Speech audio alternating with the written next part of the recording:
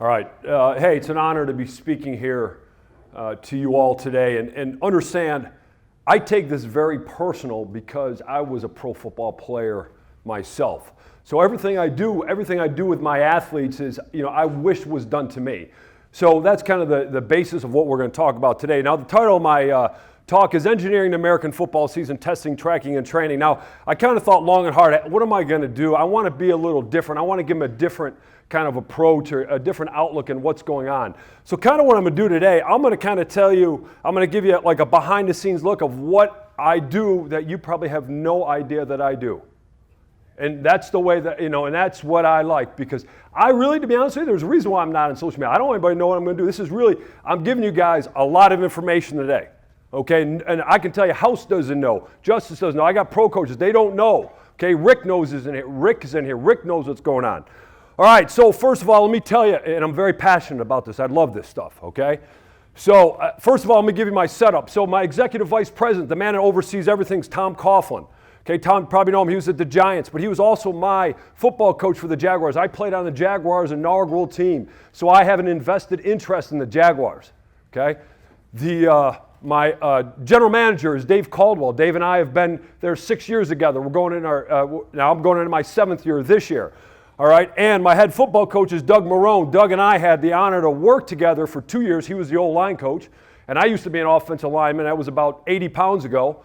Okay, but we have that unique bond, of how training should be, which is awesome. So I get an immense amount of support. And to be honest with you, we couldn't train our guys like we do if I didn't have that support, and that's important. All right, so with everybody, it comes different challenges, okay? So my general manager challenge, okay, Dave said, listen, he just like every other general manager, they want their guys healthy. So the Jaguars are a very traditional, very injured team before we got there. And when they came back to play, okay, they got hurt. All right, so Mylo, what can we do to fix this? All right, so I want to first of all, what are we up against? NFL, okay, last year 551 athletes ended up on IR. All right, consistent NFL roster turnover. Every year you're dealing for 30 to 35% of your team is new. All right, now we'd say athletes entering the off season. So we have 2 off seasons. We have off season 1, which is going on right now. So the end of that season started as soon as your last game ended. That off season started. Now guys don't have to be with us and train with us to mid-April. So essentially that's 4 months that we don't have our guys unless they elect to do so to be with us. All right, then we have off season 2, which is at the end of our 9 weeks training. They go away for about 6 weeks prior to training camp. And so that's, I call those the black holes because you never know what's going on. So I always say you have a third of your guys are unfit, a third are average fit, and the other third, the top, okay, are your guys that go above and beyond. All right, and the guys that are unprepared are your rookies, okay? Those are the guys that we just were all at the combine last week. Those guys coming in because they're busy getting ready for the combine. Then your second, third year players because they think they've made it. All right, and the average is 2.3 years, so you don't know what's going to happen. And then your new UFAs, your unrestricted free agencies, which opens up next week. All right, that's important. All right, and then you have, I calculated it up, we have 43 hours and 9 weeks to get these guys ready to go. All right, so then I went to this. Okay, where do injuries come from? So first of all, okay, it went back to what Dan Paff says, okay? The athlete has to meet you 50-50. The athlete's got to be just as invested as you are invested. If not, the relationship might work for a little, but not a lot. Faulty programming training spikes, we're going to hit that at the end. Medical issues, prior injuries. Now that's okay if I got guys that I've had, but that 1/3 that I don't have is a problem. Then I got mechanical movement flaws, which we work on all year. All right? Now, how does this kind of all tie in? Preventive medicine, okay? 1965, Lavelle and Clark wrote a book, Preventive Medicine for the Doctor and His Community. And basically what he talked about is taking a proactive approach rather than a reactive approach, all right, to your health. And in 2000, 50% of the American deaths were from preventable causes, so obviously there's a high cost that goes with that.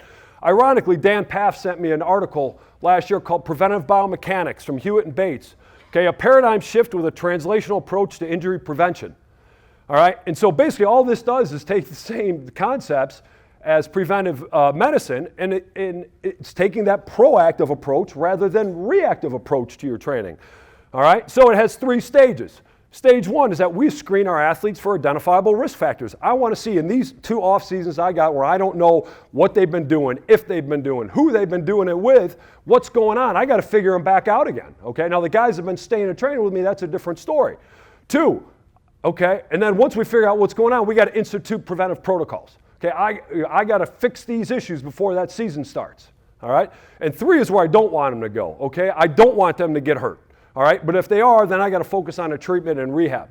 All right, so here's some things, okay? I think I like to measure. I'm an analytic guy. I think with numbers, okay? So I put everything in a number aspect. Okay, some things that drive me crazy is that when you can do this with a small group, you can't do this with a big group, is that if you have, okay, a big group of guys, I don't want to say, oh, I do a functional movement screen every day with our guys because I know how they move. You cannot. You do not know how everybody's feeling, okay? And pro athletes are master compensators, so I got to measure. I got to control it. I got to know what's going on. I got to give them feedback. I got to give my GM feedback. All right, so we already talked about when do we test and track? We talked about our off season. So as soon as they come in mid-April, we do a full test with our guys. Partial screen 2. We do that prior to our vet mini camp, and that is after 9 weeks, and that's just we're just testing their issue. Then we do NFL off season 2, okay? So when they report for training camp, it's a full screen. Then we do bye week. And then during a bye week, we'll hit them up with a partial. And then periodically, as we go through, if guys got real issues, we'll hit them up as they go. All right, so this keeps my athletic trainers and my PTs happy. I use the American Physical Therapy Association model. So basically, we exam, we eval, we diagnose, prognosis. I'm not getting an intervention today. That's your job to figure it out. I think that we have a good handle on the intervention. All right, but that's what we use. That keeps them happy. All right, so how do we do this? Now, here's the hard thing when you do this. We kind of sit down as a staff, and so the first time that you see your guys coming back that haven't been with you, you got to kind of eliminate your bias, okay? You got to know, because you know innately how that athlete moves and you know things that he's got going on, all right? And so I really try to rescreen everybody with a clear mind, okay? This is the first time I've ever seen this athlete. What's going on? Has he fixed it? Is something got worse? Am I picking up something new? All right? And then from there, okay, we now incorporate their injury history, all right? And I want to know from that, do I train that athlete? Do I train and treat that athlete, or do I just treat that athlete? And, the pro coaches will tell you in here, every year you come back, you got surprises. Last year I had 2 surprises. Rookie, unrestricted free agent. We picked it up right away, and they were able to play the season. All right? And then, now the challenge comes in kinds of determining what kind of series of tests you use and then recognizing those red flags. Now, this is what works for us, is what I'm going to go over, but you guys can determine what works for you, okay, depending on your situation. All right, so testing, here we go, right? Here we go. We call these cluster screens, okay? So when we do cluster screens, think of a cluster screen like it's a host of screens that kind of you put together like a puzzle, and they kind of lead you down the path to figure out kind of the problem with what's going on. All right, so cluster screen 1, we look at the neck and shoulder. Cluster screen 2, we look at the hip, groin, and low back together.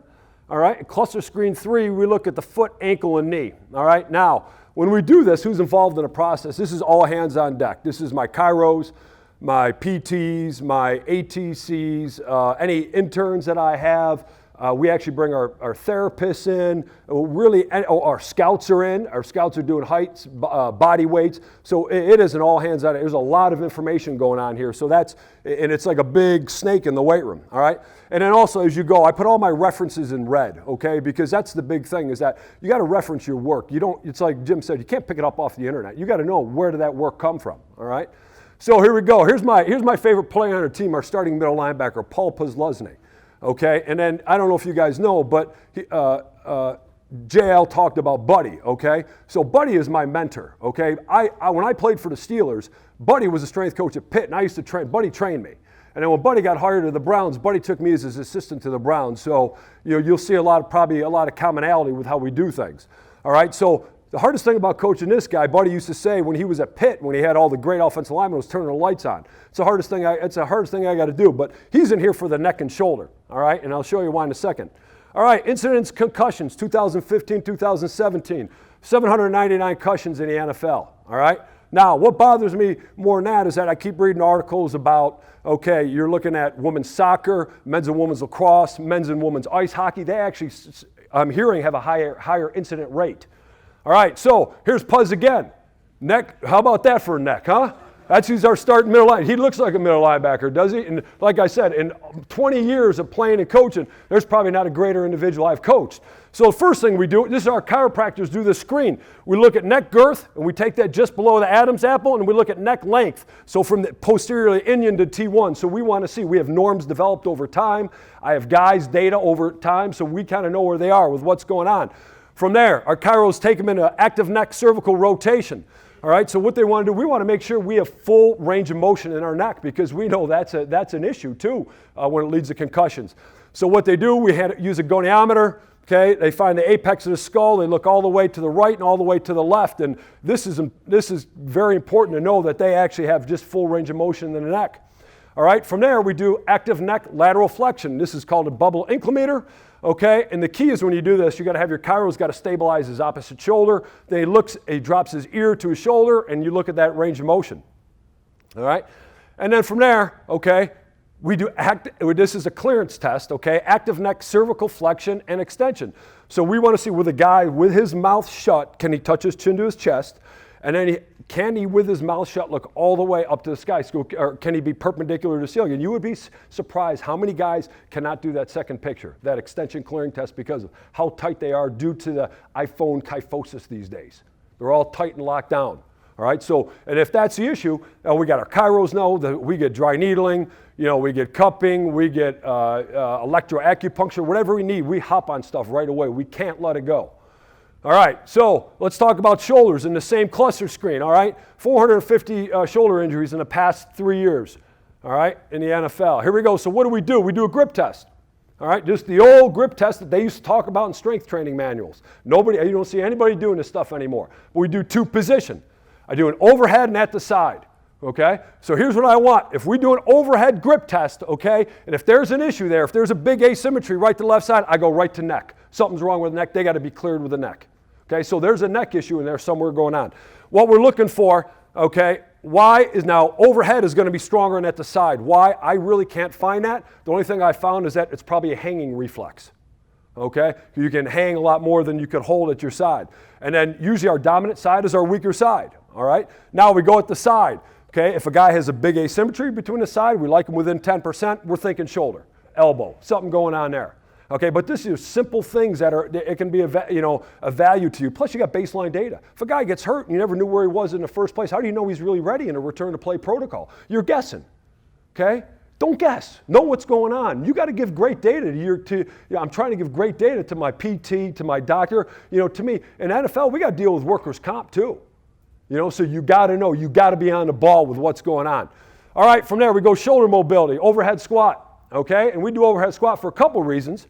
All right, and this is my backup center, okay, I actually told him to take a picture of a bad overhead squat because he's a really good overhead squatter. All right, and the reason why I do this, I just got done doing this at the NFL Combine, the FMS screen, all right, and I was telling House, how really it's really opened my eyes to a lot of things that I was missing, and we don't necessarily use the FMS, but we use variations of it. All right, so here's what we're looking at here. We're looking at just bilateral shoulder mobility. We look at T-spine, and here's the other thing. How tight are their pecs and lats? Okay, because if you got a skill guy, tight lats, that ties right in with the hips, and that goes right to all RPR principles. All right, so you got to know, and to me, skill guys don't want to stretch like the big guys. My big guys are very proactive at taking care of themselves. My skill guys are the worst, and I don't mean that bad. It's just a lot of them are, they're DBs. I hate telling them, wide receivers. That's why I would say the brains work from the inside out. That's why your offensive linemen are smartest. All right. So then we got just the FMS. We use the bilateral shoulder range of motion, all right? And I'm not going to spend a lot of time with that, but that's, within 1 to 1.5, and then over 1.5. That just kind of gives you a general idea. And to be honest with you, my big guys struggle with this, because that's how we're made. I mean, it's a very upper body dominant sport, and I don't expect them, but if they do have big issues, then that's got to be addressed. All right, so hip, groin, low back. All right, so we're going to talk about hip at the end of this, okay, I started off with groin, and then I'm going to low back, and then the hip, I'm going to pull in some other current research that's going out there. So groin 215, 199 on low back, all right? So now this is the screen that I do, okay? This is what I like, all right? So here's the first thing we call the Faber test. Now, the Faber test, okay, is after our doctors do our medical screen first. And when our doctors do our medical screen, they actually do a hip scour test. So a guy's laying on the table, his legs off the ground, and what he does, he moves his hip around, and he does a fader, which is flexion, adduction, and internal rotation, okay? So he wants to see, does he have any hip impingements, any FAI going on, okay? And you'll see where I'm gonna go with the hip of that in a second. Now they're cleared, they come to me, they do a Faber test, okay? And a Faber test is essentially they're gonna cross their leg over, I'm gonna apply over pressure. Now, I want to look at the tonus in that area, all right? If a guy's got pain in the front, okay, I'm thinking groin, okay, or I'm thinking hip flexor, guy's got pain posteriorly, we're going piriformis, or we're going with SI, which is the common issues, okay? So that's kind of where we go from there. Then from there, we go to a modified Thomas test 1, 2, 3. Now, that's a really good picture of a Thomas test. Okay, rarely do I have guys that look that nice. I mean, I would figure if I got a guy that looked that nice, he probably didn't do much training, all right? So, but what we'll do is guys that have low back issues, we keep them flat I won't put them in that position, I keep them flat, Thomas test 1, sideline Thomas test 2, unless, especially a new guy. But really what I'm looking here, I'm looking at the tone of their hip flexors, quads, and their lateral chain. All right, so modified Thomas test 1, look at the tone of that hip flexor, and here's our recommendations that we use. Okay, I just want to know, where are they in relation to parallel with that hip flexor? Okay, that's important. Again, that goes RPR principles, hip flexion. All right, then then we go quad. All right, now I want to see how tight that quad is. Now my big guys, okay, my power speed dominant athletes, okay, or my best athletes on the field, my O-line and D-line. Like I said, I don't worry about wide receivers and DBs. Okay, they're going to be the tightest here. Okay, now here's the other thing. Now I got Thomas test 3, which is lateral chain. All right, now with lateral chain, Here's the big thing. Now, if you got a lateral chain, a lot of these guys that pull off the midline, these are a lot of your skill guys. Your skill guys, oh, my hamstring's tight, my hamstring's tight. It's not your hamstring that's usually tight, okay? And this is dealing with our therapists. They're tight laterally. So their IT band, TFL, that's locked up. So you got to release that, okay, to get that hamstring. So we're like, well, you got to work on my hamstring. Well, it's not your hamstring, it's your lateral chain. All right, again, we're pulling in a lot of RPR stuff, okay? And we use this. We've been using this for about 3 years, okay? Now, going from there, we go passive internal rotation. All right, drop them right on the floor. All right, so it's a passive. And so one thing we know is that excessive, okay, you find this in females, or lack of hip internal rotation is correlated with an increased risk of ACL, groin, and hip issues. All right, so that all kind of ties in with our screen. We want to know how much internal rotation these guys have, because if not, we got to address it right away. All right, so then we could take them into a groin squeeze.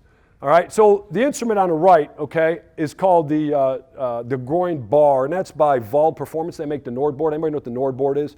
You kneel on it, you do an eccentric hamstring curl, Nordic curl. Now, I've been very lucky. I did all the beta testing for the Nord board, okay, so I've had one for 6 years. And let me tell you what, it is great for feedback with your athletes, okay? And I have the luxury of doing this too, okay? I'm in a pro setting, I can spend money, okay? And I understand, but so I do get it, but they have the Groin Bar. I don't use that. I use just a handheld dynamometer. And then also kind of with this too, if our chiros kind of suspect guys that have weak necks, all right, they can go test their neck strength, all right, which is fantastic. And they can do that. And we use kind of, the guy that we use for his recommendations is, there's a guy at University of North Carolina named Kevin Gustowitz, okay, and he's one of the big concussion doctors in the NFL. And he was actually used to be an athletic trainer at the Pittsburgh Steelers. And we just kind of missed each other. But I worked at UNC, and Kevin was there. And Kevin, all that information is out there. And neck strength is a big part of what goes on with these concussions. All right, so how do we test for a groin squeeze? Okay, and we do this a lot with our skill guys. Okay, or we have guys that are weak. Okay, so what they do is they put their feet flat on the ground, knees are up at 45 degrees. All right, and the reason why we do that, because research said at 45 degrees of hip flexion, that provides the optimal force, okay, and max adductor activity. Now what we do is we take the score, we get the score of that, and we take the raw score, we divide it by body weight, and we find out what the red flag. Red flags for us are less than 1.2 pounds per Newton. All right, because if I got guys that have weak groins, they're going to get hurt. Okay, So it's things I got to jump on. Now, we also do a post-test pain scale, 1 to 10. The guys are already having pain before practice started. That is something that needs to be addressed and brought to the athletic trainers. All right, so here we go. Now I'm going back to the hip. This handsome-looking man here who introduced me, J.L. Holdsworth. By the way, you can use that number, the number that was in your book that you never call me. All right?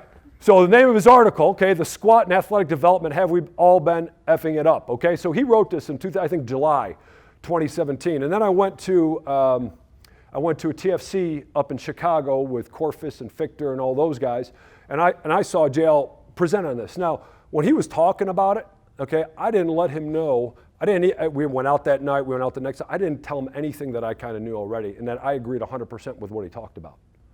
All right, and now I'm going to give you kind of the reason. So everything I'm going to do today is I'm going to support this article. All right, so kind of in this, what he talked about here, he talked about 2 different types of squats. You got a powerlifting squat, okay? Notice this is on the left, the powerlifting squat. All right, the guy has a vertical shin angle, all right? And within that vertical shin angle, look, he has abducted and externally rotated legs, all right? And then you have the guy on the right who has a sports squat, okay, who does not have that but has good dorsiflexion. All right, and that white line that goes through that is actually the same angle. So it's the same angle, okay, knee flexion in both. All right, so JL makes really, really good points. So I'm going to hit on those real quick. Muscles adapt to load based on the joint angle and range of motion they are trained. Is that correct? We can all agree with that, right? And JL states that, okay? The term parallel is arbitrary and has no place in athletic development training. Absolutely, okay? Now, after that, he says, don't talk about squat depth in a weight room. That was my favorite one because that has become kind of my new pet peeve, okay? Because I have guys that have issues. You can't talk about squat depth in a weight room. And meaning, which takes me into the ankle. The ankle is the number 1 joint in sport. It needs mobility and stability. It is so important, and we're going to talk about ankle here in a second. I can't stress how important that ankle is enough. All right, so we're talking about the hip, all right? It's called excessive femoral neck retroversion, okay? This is the new big issue in the NFL, okay? Paper just came out this year, all right? And I can't pronounce that guy's name, okay? So that's why I wrote his name on there. But the other co-authors, okay, was Brian Kelly up at HSS and his head PT, which is Pete Dravich, and Pete's actually the PT for the New York Rangers, okay? Pete is the best hip PT I've ever met in my entire life. And anything I need to know about the hip, I call Pete, all right? So that's why I call. So what they did, they looked at this, okay? They looked at 60 NFL athletes, okay? And what they found, okay, they found this excessive femoral neck retroversion, and they found it in offensive linemen, they found it in tight ends, and they found it in DBs. All right? Now, why did they conclude that happened? Well, they concluded it happened because that's the position we play in. We're always in a low stance athletic position. All right? So that's an issue that we always have. So we're always in a squat position. Also, they're also seeing that, hey, those athletes are internally rotated, or anteriorly rotated. So I have my defensive backs, I got my tight ends, my athletic tackles kind of fall in that mix. And then also what they're finding out is lack of ankle range of motion, lack of dorsiflexion. All right, so what happens to compromise, to find space, okay, what they do is they out-toe.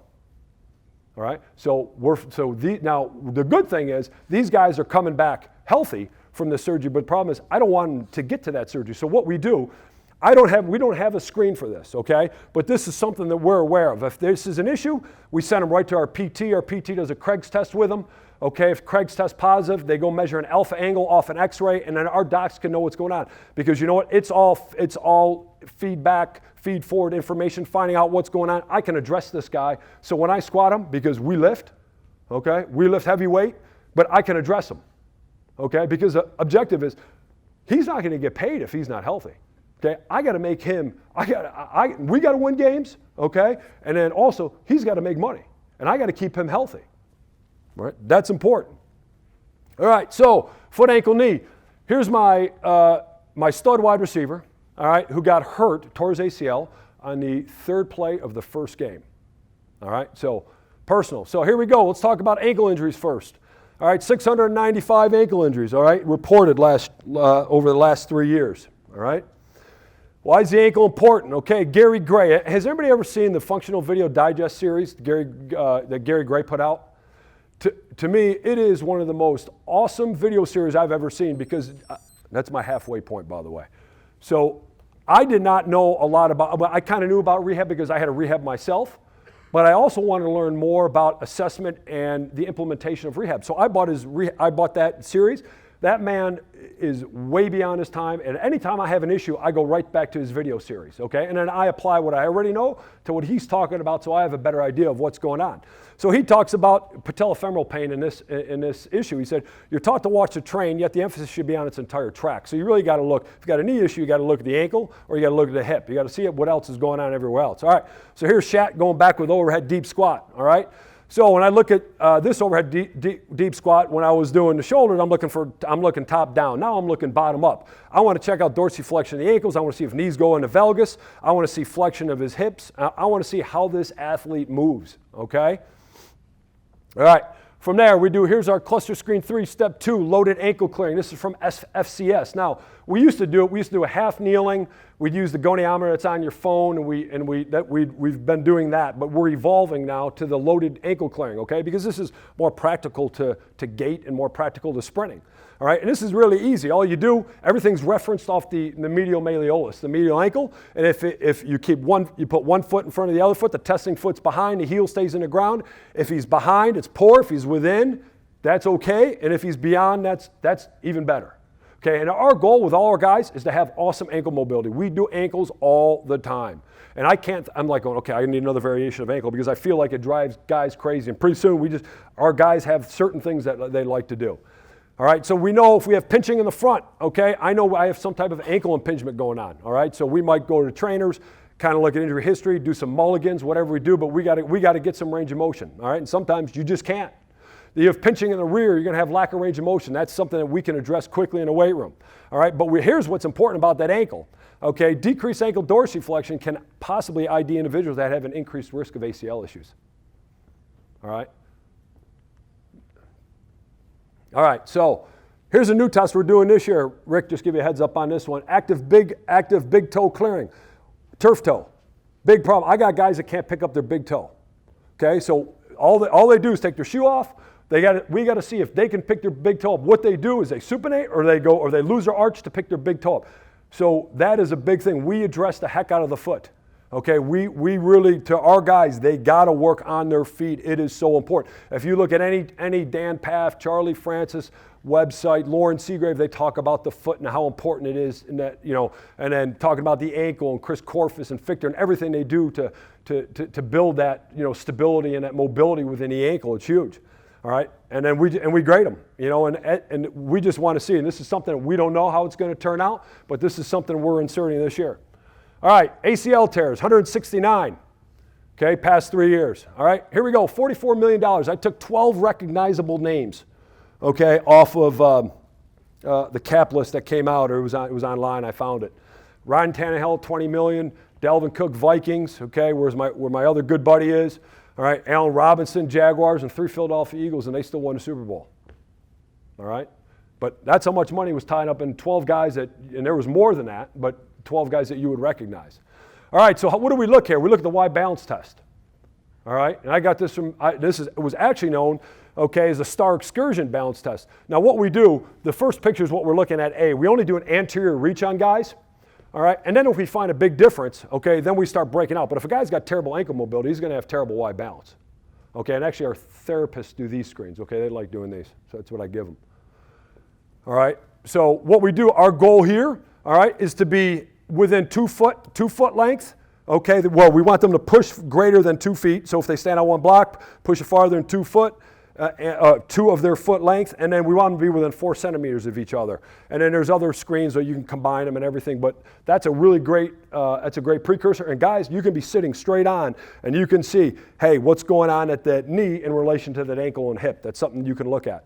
All right, from there, Forceplate single leg jump test. Now don't worry about the Forceplate. I didn't have a Forceplate until about 4 years ago. I actually have 2 Forceplates now. How we started doing this? We started doing it with a tendo unit wrapped around a belt, okay, and with that one end of the tendo applied to the belt.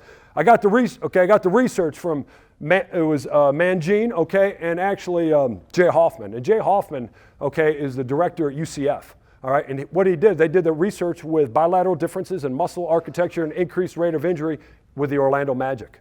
Okay, and what he found is that there was a significant relationship between lower extremity injury and bilateral imbalance. Okay, this is a simple test. you would be shocked how many guys have a massive differential with what's going on. And you're able to see old injuries, and you're able to see kind of new injuries coming along, all right? Now, I understand functional asymmetry. Kickers, punters, they're going to be out of whack, but how far out of whack is acceptable, all right?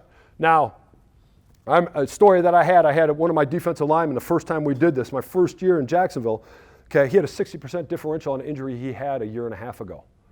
Okay, now people don't hear about this. He's still playing 6 years later, okay, for another team.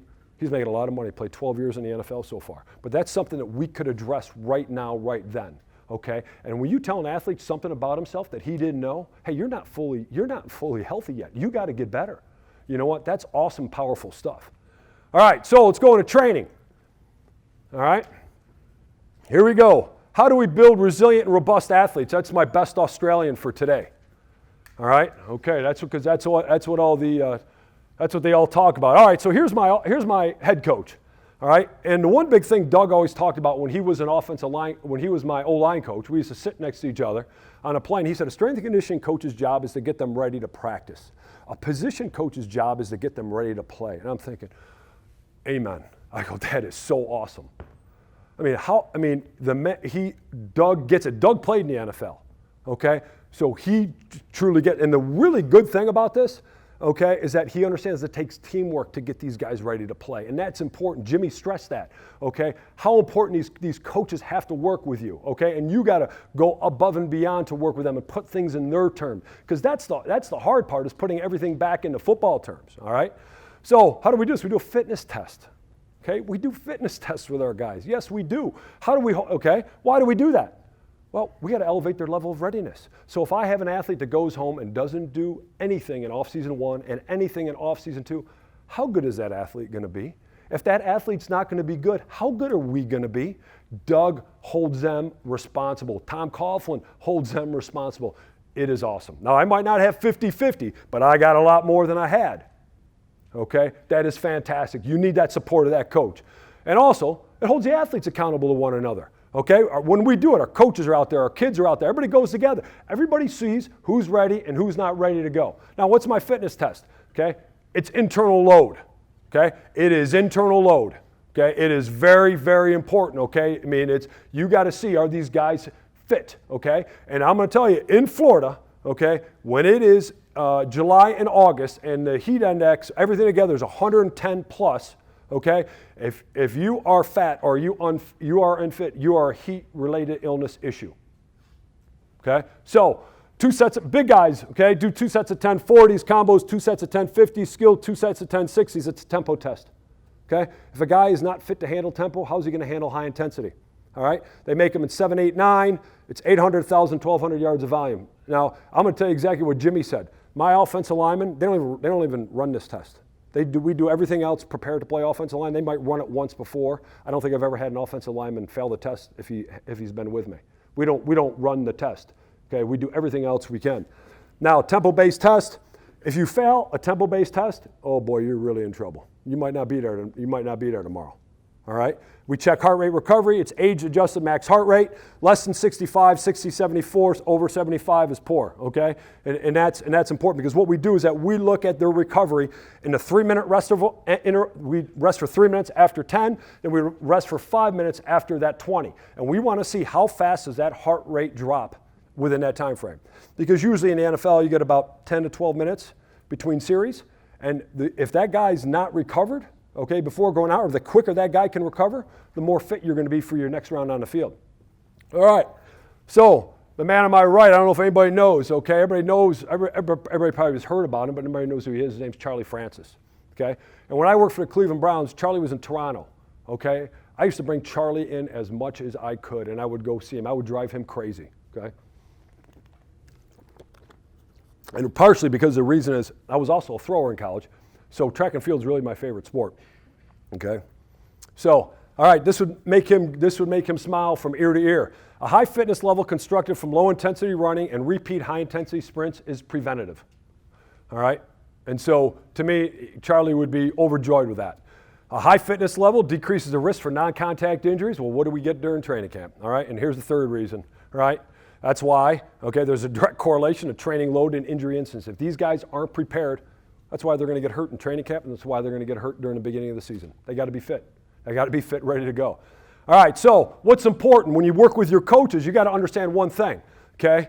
To build that resiliency and robustness, you're not preparing for the demands of a game, you're preparing for the demands of multiple games. You got to withstand the rigors of the season, okay? We deal with big, strong men with a nasty attitude that want to kick the snot out of you all the time. Every week you're playing against an All-American, okay? That's why you got to apply appropriate workloads, okay? So here's the million-dollar question. What's the correct training workload, okay? And every team's different. All right, that's why I don't mind sharing this with you, because what I do is not going to be what you're going to do. All right? So, here we go. And what do we know? Improvements in performance are greater with higher training loads. Name me a head coach that's going to have a problem with that one. Not one. Here, now it gets a little bit tougher, okay?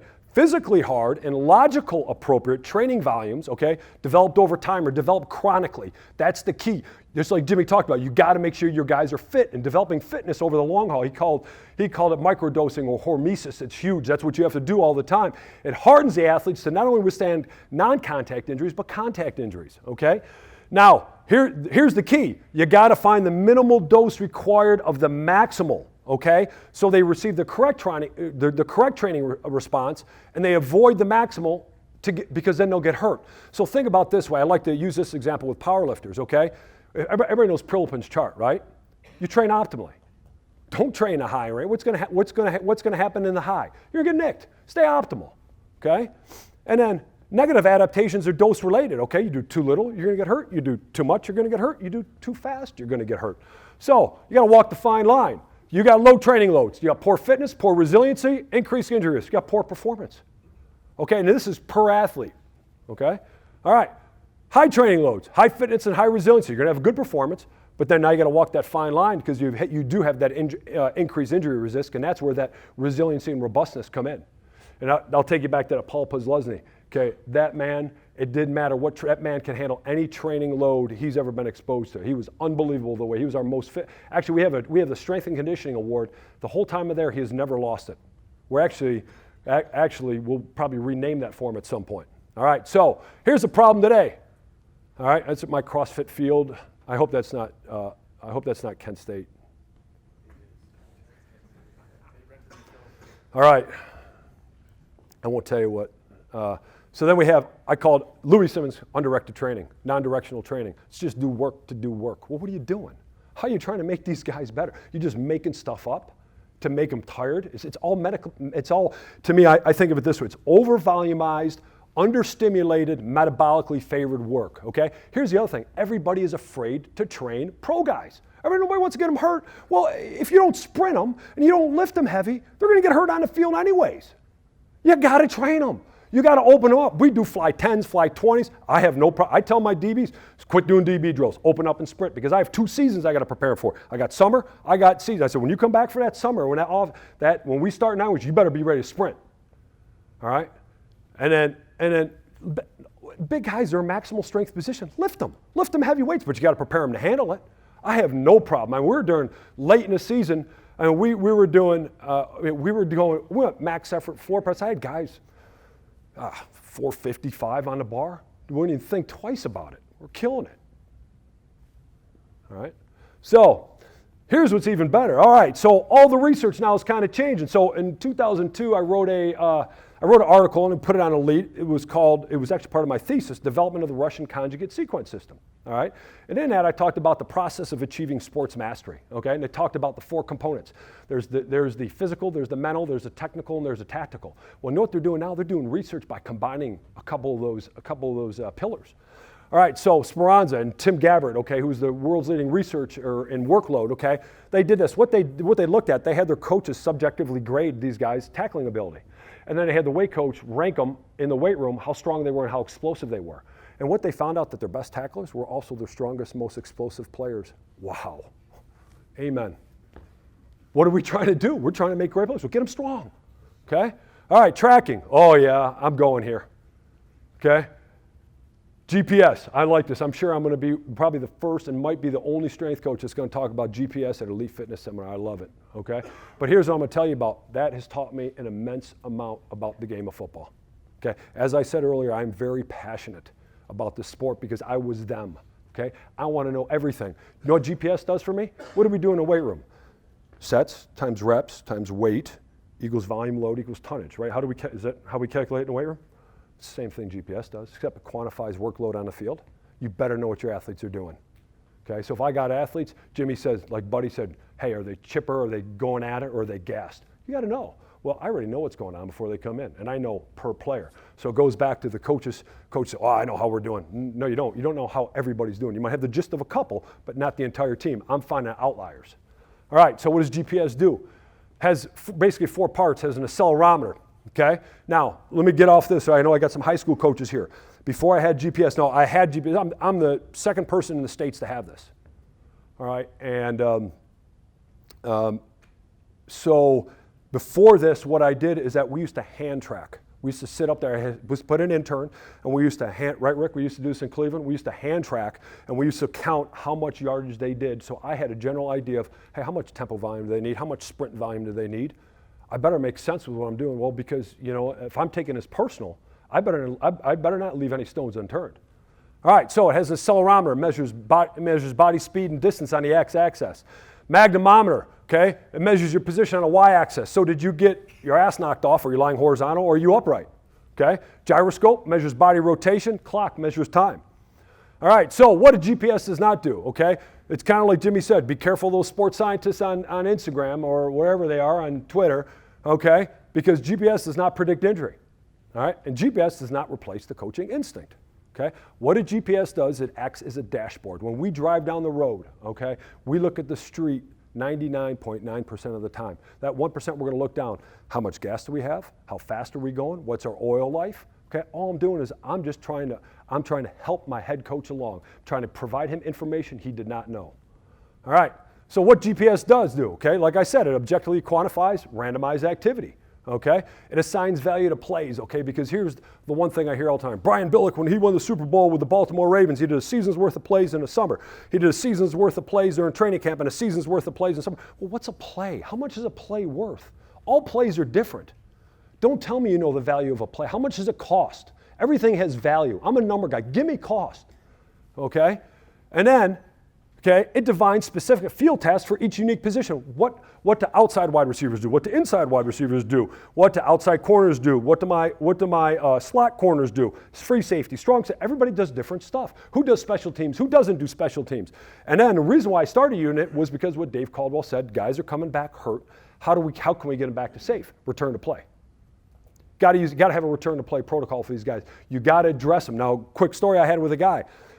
Okay, I had a play my first year I had GPS. He goes, well, he's got 50% of practice. Okay, cool. Went out, GPS in, he did 50% of the volume, but he did 5% of the intensity. What's going to happen on Sunday? He's going to get hurt. So we had to address that. All right, now I'll get a little tricky. Like I said, I'm a number guy. I look at training stress balance, okay, and I'll tell you what that is in a second. So here's kind of the safe zone training stress balance. Here's one athlete, here's just one metric that I look at. Between 0.7 and 1.5, they say is a safe zone. My athletes that are more fit, boy, they can handle 2. Easy, they can move up, but they got to be fit. If they're not fit, they can't handle that. All right, so big question in GPS, how well will the player tolerate the upcoming workloads? Okay, the acute workloads they're going to do, because we said earlier chronic, okay, is important for that fitness that we're asking him to perform. All right, so when you look at tolerate, we're talking about tolerance. Tolerance is estimated by comparing acute to chronic workloads, okay? And essentially what it is, it's the relationship between the work that the athlete has did to what the athlete's currently doing, okay? And I use a 21.7 rolling average, okay? Some people use 28.7, I use 21.7 because it makes more sense. And there's other ways too. They have other different formulas for rolling exponentially weighted, whatnot, but this is what we're talking about today, simple. So training stress balance, how do you, let me explain this to you. It's easy, it's fitness fatigue curve.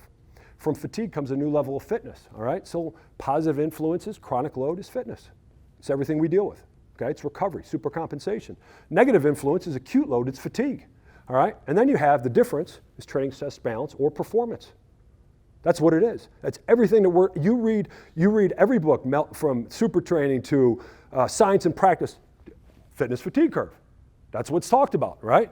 Tim Gabbard, and actually last research he did with Malone, okay? It explains 60% of the variance associated with the likelihood of subsequent injury. Okay, now, thank you. Now, I can't okay? Like I said, it does not predict injury, but it gives me a better snapshot of what's that guy doing, and do I got to go to that guy and say, hey, listen, we got to do more recovery stuff, or do I got to back off in the weight room, okay? Now, let me just give you a little rolling training stress balance, okay? How I calculate it up. I take week 1 plus week 2 plus week 3 divided by 3. That's their training stress balance. And I know between 70 and 150%, that's their safe zone. Now, when I'm just starting out, I like them there, okay? Say we just do a step load block. 1, 2, 3, okay, deload week 4. Look what happened. So it was at 150 before. Their training stress balance bumped up 20 points. And look at them, they're still getting better. And that's on a deload week. They could actually handle more, okay? But this is where everything, this is the same thing we do in the weight room. It's just now we're doing it for objective, we're just quantifying field-based activities. Now here's my favorite part, okay, is practice tolerance similar to alcohol tolerance, okay? I'm sure tonight, what time, 6:30? Is that what time the fun starts tonight? All right, well, we'll find out. Here's my old assistant, Alex Hampton. Now, the first person to get this in the United States was Florida State, and then I got it second. I stole Alex from Florida State. I said, well, I don't know enough about this. He used to work in Australia, so I'm going to bring him in to teach me about this, all right? So he always said, consider training like a beer. You need to build tolerance to training like you need to build tolerance to drinking beer, all right? Probably people think Tim Gabbert said that, but actually Tim stole it from Alex. All right, first time drinking. I figured I'd get a couple. That's my mom sent that to me.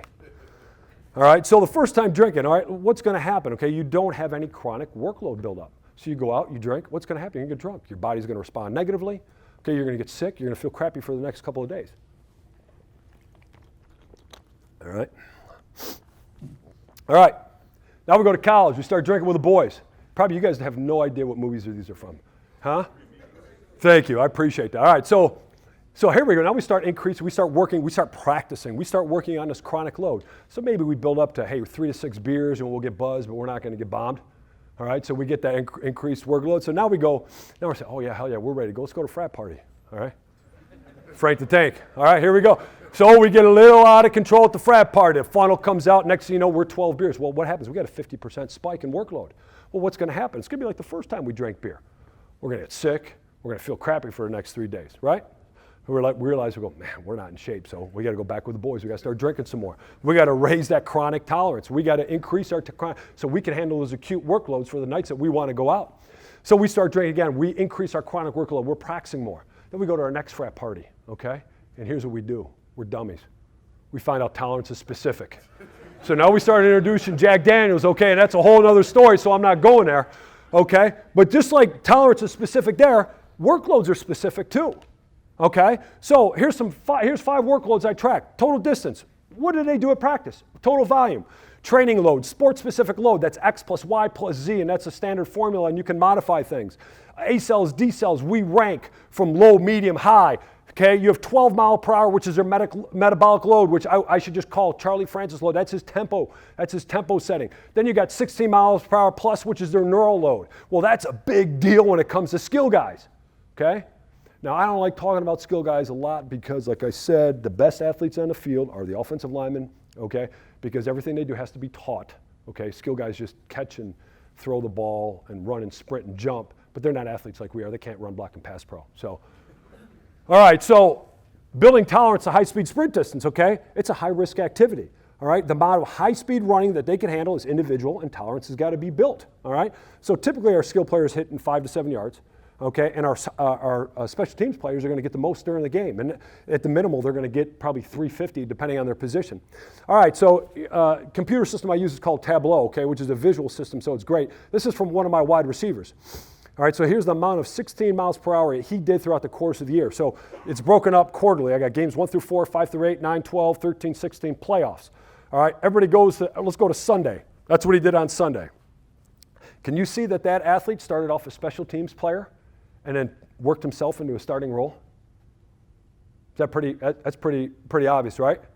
Everybody sees it, see how that high 16? That's when they're picking up all that high-speed sprint distance. And that's what our wide receivers, our low-end wide receivers do, okay, during the course of a game. So there's a big difference if you're on special teams and you're not on special teams. Here's another way of looking at it. All right, here you go. Can you tell me what 3 guys play special teams versus not special teams? Our 3 wide receivers that are starting wide receivers are going to be down at the bottom, and our guys that play special teams at the top. Well, you better make sure these guys are prepared to come in and do what they need to do after off-season 2, because it's their job. And it's your job to make sure they understand what they got to be ready to do. Your guys are going to play teams. You better sprint them a little more, okay? Now, tolerance has limits too, 16 miles per hour. I know, here's one thing I know, okay? 1,200 yards over 14 days, my guys are running hot. Here's the other thing I know, okay? Undertraining, if they get less than 200 in 14 days, they're running cold, okay? And that's something that's much more common than running hot. And I got to know during the game weeks, my guys got to hit 15% of their individual max speed per week. They got to touch that speed. They got to feel that speed to get ready to go on Sunday. All right, here's what we know. High chronic workloads are protective against injury. We already covered that, okay? You got to be fit. Same thing, you got to be fit. You need that work capacity, all right? But it's how you get the high chronic workloads is important, okay? So you got to avoid large acute training spikes, okay? Because they mediate the risk for non-contact injuries. That goes back to what Dan Paff said, all right? So three quick examples. I got my rookie wide receivers. Okay, they come in for rookie minicamp. Now we'll talk about them in a second. A roster cut down from 90 to 53. Preseason and regular season demands. Now everybody's gonna have different situations, but you got to know this going in, and you got to adjust this if you're a football coach. All right, 2015, 70% of the rookie wide receivers drafted 1, 2, 3 were hurt. Okay, why? Basically, they weren't ready to handle the workload that they were exposed to. All right, and here's a neat stat. I only got about 5 minutes left, so 16 miles per hour. Okay, I share data with 3 NCAA teams. One of our OTA practice is 20%. It was 20% greater than one of their games. So these guys are ready for combines, okay? And then all of a sudden, they haven't been practicing football. Then the first thing they're going to be exposed to is rookie minicamp when they come in. These wide receivers, and they haven't been ready to run, and they haven't been that high intensity repeat sprint ability. All right. Roster cut down to 53. You got 10 to 12 wide receivers, okay? For most of camp. You make your cut down, you go 5 to 6 active, 2 to 3 practice squad. Well, you better adjust practice demands. All right? All right, preseason, regular season games, backup wide receivers, DBs, safeties, linebackers, or your special teams players. They got to be ready to handle it. I kind of already covered that. Okay? They got to know what's going on, and you got to train them for it. It's your responsibility, okay, as a strength and conditioning professional. All right? So here we go. This is my second to last slide. All right, so management and planning. What do? You got to reverse engineer the process. You got to sit down with the coaches, and you got to find out, hey, how many plays do you need to run? Okay, you got to know what they're ready to do, all right? Secondly, you got to determine the logical and appropriate demand for that minimal dose. What's the minimal dose of the maximal they need to be prepared for, all right? And then you got to plan for the team and you got to adjust for the individual. Because really, if you plan for the team, there's only a couple of individuals that need to be adjusted, all right? Either you might tell them, hey, you got to do more in practice, or you got to tell the coach he needs to do more, or you get a few guys on the high end that are busting their ass or trying to make the team going, okay, I understand what you're doing, but we got to make sure we're recovering too at the same point. All right? And then you got to identify potential training spikes, so know what's going in. So if you got a training spikes coming up to them, hey, do I need to do a little bit more? Or maybe we just spiked them. Oh, maybe we better do a little bit less. You got to kind of know what's going on. Okay, but this is all something that we can apply. Everything applies in the weight room too. It's the same thing. All right, I'm just talking from a running standpoint. All right. So that's it. I just want to, say thank you to Elite, my staff in Jacksonville. With all this, it wouldn't be possible. I actually have Rick coming back for another year. He's not on here. So I got Sed, Jess, AJ, Sean, and Rick. And that's my email. Feel free to call me or text, or that would actually be email me. And I love talking. I love sharing ideas. Like I said, I'm very passionate about what I do. I think we have an awesome job, and it's an awesome responsibility. So I appreciate you all. Thanks for letting me be here today, and I'll be around to talk to you guys later. Okay?